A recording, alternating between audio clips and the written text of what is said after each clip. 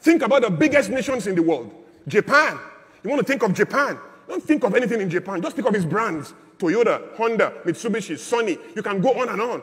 Think of South Korea, Kia, Hyundai. You can go on and on. Germany, Mercedes-Benz, Adidas, Opel, Volkswagen. You could go on and on. America. Almost everyone in this room can name a US brand and we won't exhaust it. That is why they are the most powerful economy in the world. The intelligence is to understand that ideas can grow and that the human will can be the architect of that growth. But that we have to numb ourselves to the limitations that we see every day. Like she rightly said, we shouldn't think about what is going wrong in Nigeria. We should think about what is going on in Nigeria and what exactly we can do about that. Are we on the same page? So think borderless.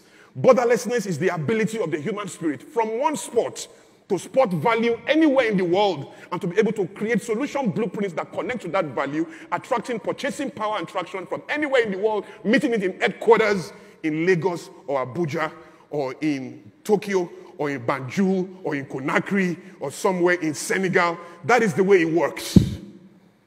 Be borderless in your thinking. Now, if you now have the necessity to move your body in your borderlessness, so be it. But before your body moves, your ideas need to move. And that is an intangible thing. The CEO of Rolls-Royce said many years ago, the future will find less and less of developing, underdeveloped and developed nations. The future will find more and more of smarter smartest nations, particularly those who can author their contents in digital format, especially. And so tech has come.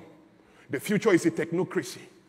It's about people who create ideas, otherwise called technologies, and those who manage them.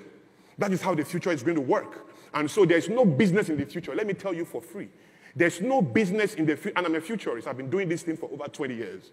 There's no business in the future that will not be driven by technology. It doesn't matter what you do. This thing we are doing here in the future is luxury. To have the benefit of human contact in the future, it's going to be very expensive. The future of human contact is no contact at all. So that we have to pay a lot of money to have contact. Now, that will destroy us on many levels. It will alter our conditioning and our design on many levels, but that's our reality.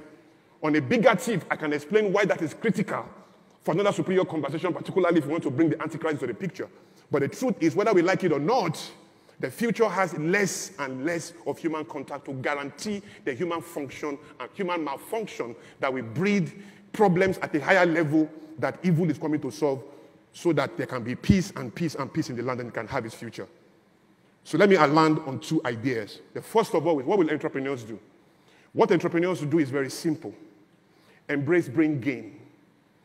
The diaspora must understand its own responsibility. I am convinced by the Spirit of God and by facts and study that no nation in the world will grow without its diaspora. Diaspora has always been the blessing of nations. If you think about it, everybody you know in the Bible, from Joseph, diaspora, Isaac, diaspora, Abraham, diaspora, Ezra, Daniel, diaspora. Even the idea of Jesus coming down, diaspora, that God came down, diaspora.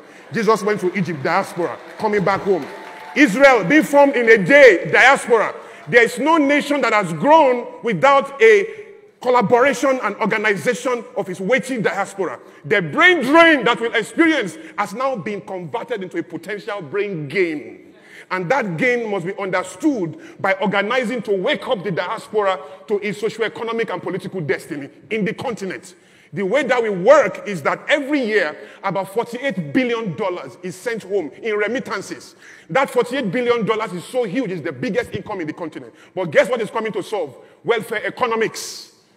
Money for shoe, for house, for rents, and all of that. And we know that anybody living abroad sending money home is sending less than 5% of his income.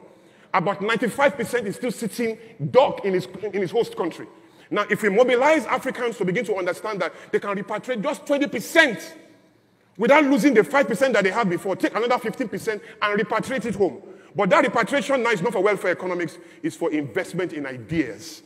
such that it's not just Americans who are investing in Florida Wave or in Jumia or in any of these countries. Africans can pool resources together and be the one funding the local ideas here. That is the association between local ideas and global relevance. The idea that we will pool funds in our brain gain and bring it home to fund ideas. So we need more incubators made by Africans for Africans, more accelerators made for Africans by Africans, intentionally searching for ideas, investing in ideas.